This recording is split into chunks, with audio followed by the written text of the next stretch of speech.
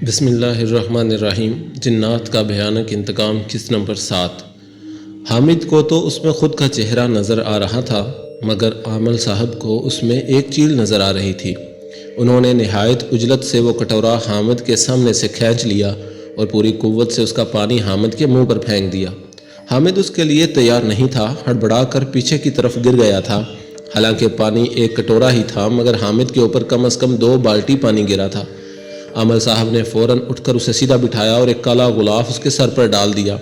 حامد پہلے ہی گھبرایا ہوا تھا، اس نے فوراً غلاف کھینچ کر نکال دیا۔ کیا دیکھتا ہے کہ وہ بالکل سوکھا تھا، اس پر نہ اس کے آس پاس پانی کا نام و نشان تک نہیں تھا۔ حامد عامل صاحب کو دیکھنے لگا تھا۔ وہ کہنے لگے، تم نے 2 غلطیاں کی ہیں۔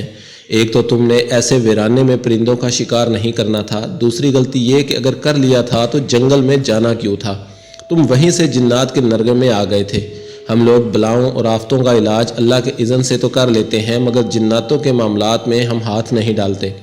ان سے ہماری موکلات کو لے کر چلتی رہتی ہے، پھر یہ پتہ نہیں چلتا کہ جن جلالی ہے یا رحمانی۔ کئی ماہر عامل ذرا سی چوک سے جلالی جنوں کے ہاتھوں تباہ ہو گئے۔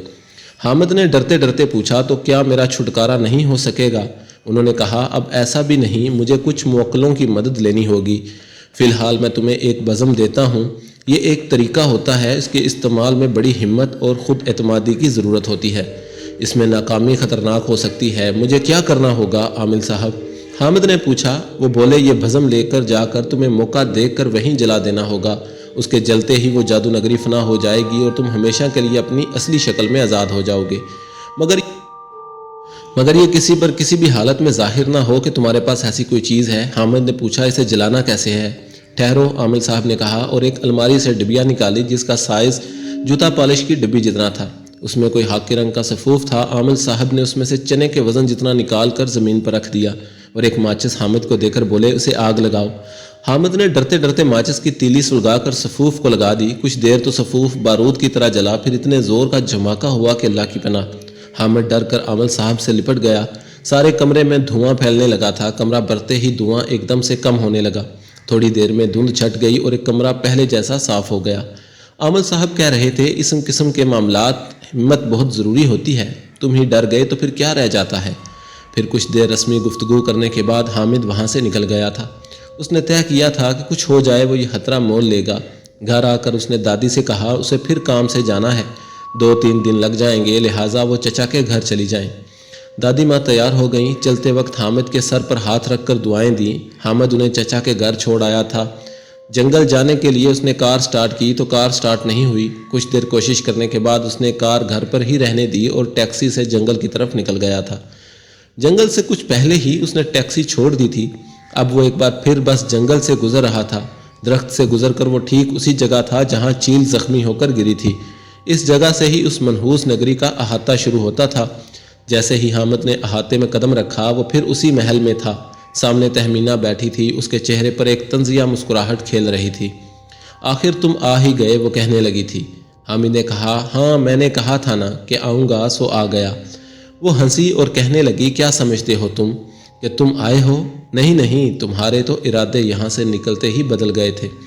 حامد حیران رہ گیا اس کی بات پر۔ وہ کہہ رہی تھی، حامد تم یہاں لائے گئے ہو؟ حامد چڑھ کر بولا، جو بھی ہو اب میں تمہارے سامنے ہوں۔ تہمینہ اچانک اٹھی اور حامد سے کہہ کر کہ وہ ابھی آتی ہے وہاں سے چلی گئی۔ حامد کے لیے وہ موقع اچھا تھا۔ اس نے فوراً بھسم کی ڈبی کھول کر زمین پر رکھ دی اور ماچس سے آگ لگا دی۔ 1-2 سیکنڈ وہ بارود کی طرح جلی، پھر اس میں بھڑکا تو نہیں بلکہ پھس کی آواز کرتے کالے رنگ کی 1 فٹ موٹی کوئی شے نکلی تھی۔ وہ بہت تیزی سے نکلی تھی اور اوپر کی طرف بل کھاتی بڑھتی جا رہی تھی۔ حامد کو یہ ویسی لگی جیسے بچپن میں دیوالی میں سانپ گولی ملتی تھی۔ یہ گول سانپ نما چیز سارے کمرے میں بیل کی طرح کھاتی جمع ہوتی جا رہی تھی۔ اب تک کوئی میل بھر لڑی کمرے میں بھر گئی تھی۔ کسی طرح حامد محفوظ تھا۔ اس کے ساتھ بدبودار دھوئیں سے کمرہ بھرنے لگا۔ اسی میں حامد نے تہمینہ کا کہا سنا۔ گھنٹہ بھر یہ تماشا چلا، پھر کالی راکھ سے بنی لڑی ایک دم ٹوٹ کر راکھ کی طرح زمین پر بیٹھ گئی۔ اب زمین پر کالی راکھ کا ڈھیر پڑا تھا۔ دیکھتے دیکھتے وہ راکھ زمین میں جذب ہو گئی۔ کچھ دیر بعد وہاں کچھ نہیں تھا۔ تہمینہ اپنا کہکا روک کر بولی، حامد پیارے، تمہاری دنیا کے حربے ہماری دنیا میں نہیں چلتے۔ دیکھ لیا تم نے، کیا سمجھے تھے تم کو یوں ہی جانے دیا جائے گا؟ کیا تم نے غور نہیں کیا کہ ایک چیل تمہاری ٹو میں تھی؟ حامد شرمندگی محسوس کرنے لگا تھا، ساتھ ہی اسے افسوس بھی ہو رہا تھا ناکامی پر، اور اب اسے خوف آنے لگا۔ پھر وہ یوں بھی سوچنے لگا، اس بار اگر وہ یہاں سے نکل جائے تو پھر انہی عامل صاحب سے توڑ کر آئے گا۔ کیا سوچ رہے ہو؟ تہمینہ کی آواز آئی۔ چلو معاف کیا، آؤ رات ہو رہی ہے، سیر کو چلو، اور جو گزری اسے بھول جاؤ۔ آؤ اس بری حال پر اس کا دل بجھ گیا تھا، پھر بھی اگلے وقت پھر کوئی سے قدم اٹھانے کا سوچ کر اس کے ساتھ چلنے کو تیار ہو گیا۔ ویسے بھی وہ کہہ کر آیا تھا کہ 2-3 دن کام رہے گا۔ اچانک اس نے دیکھا کہ تہمینہ کا لباس بدل گیا ہے، اب بنفشی رنگ کے لباس میں خوبصورت لگ رہی تھی۔ غالباً وہ حامد پر کوئی سحر کرتی تھی کہ حامد سب کچھ بھولنے لگتا تھا۔ اسے نہ دادی کی یاد آتی تھی نہ اپنا شہر، بس وہ اس رنگینی میں کھو جانا چاہتا تھا دیکھتے ہی دیکھتے۔ ایک بار پھر وہ اسی خوبصورت رنگین باغ میں تھے جہاں آسمان کی بلندیوں میں وہ عشرت کدہ جھول رہا تھا۔ تہمینہ اس کا ہاتھ تھامے رنگین بادلوں پر سوار حامد کو اس جھولے پر لے جا رہی تھی۔ کچھ دیر بعد وہ اسی طرح جھولے میں تھے، پھر اسی طرح 2-3 راتیں گزر گئیں، اور ایک رات بڑا تماشا ہو گیا۔ تہمینہ اور حامد کو جھولے میں آئے کچھ دیر گزری تھی کہ اچانک تیز ہوائیں چلنے لگی تھیں۔ مسحری زدہ پلنگ یا جھولا بہت ہچکولے کھانے لگا۔ ادھر بادلوں میں زبردست گڑگڑاہٹ ہونے لگی اور بجلیاں اللہ کی پناہ اتنی تیز کہ آنکھیں چدھیانے لگی تھیں۔ اچانک حامد نے محسوس کیا کہ تہمینہ کے جسم پر کثرت سے بال نکل آئے تھے۔ وہ ڈرنے لگا تھا کہ دوسرا اچنبھا ہوا۔ تہمینہ کے ہاتھ پیچھے کی طرف مڑ گئے اور بجلی کی روشنی میں حامد نے دیکھا کہ اس کے ہاتھوں کی جگہ بڑے بڑے پر تھے۔ اتنے شور میں تہمینہ کی چیخیں اللہ کی پناہ۔ اچانک اس کا منہ گول ہونے لگا تھا، آنکھیں باریک ہونے لگی تھیں، ناک اور ہونٹ آگے آ کر چونچ بنے لگے تھے۔ حامد پر لرزہ طاری ہونے لگا تھا۔ تہمینہ چیل بن رہی تھی، اس کے جسم سے پرندوں کی بدبو آنے لگی تھی۔ اس کی زوردار چیخیں چیل کی مکروہ کلاریوں میں تبدیل ہو گئی تھیں، جن سے حامد کے کان پھٹنے لگ رہے تھے۔ وہ ایسے چیخ رہی تھی جیسے کوئی چیل کو ذبح کر رہا ہو۔ حامد کی آواز بند ہو گئی تھی، باہر ہوا کا طوفانی شور، پھر ایک زبردست بجلی کڑکی اور کسی انجانی قوت نے چیل تہمینہ کی گردن پکڑ کر اسے مسحری سے باہر کھینچ لیا تھا۔ اسی وقت حامد کو یوں محسوس ہوا جیسے کسی نے مسحری الٹ دی ہو۔ وہ اتھاہ گہرائیوں میں گرنے لگا تھا، اس پر بے ہوشی چھانے لگی تھی۔ حامد کو ہوش آیا تو اس نے خود کو تہمینہ کے محل میں زمین پر پڑا پایا۔ حیرت کن بات تھی کہ اس کا جسم گرنے کی چوٹوں سے پاک تھا۔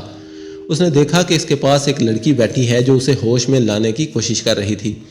اس کے ہوش میں آتے ہی دور سرک کر بیٹھ گئی تھی۔ حامد نے تہمینہ کو آواز لگائی، تب ہی وہ لڑکی بولی، چلو تمہیں ملکہ کے پاس جانا ہے۔ اس کے لہجے کی تلخی حامد محسوس کیے بغیر نہ رہ سکا۔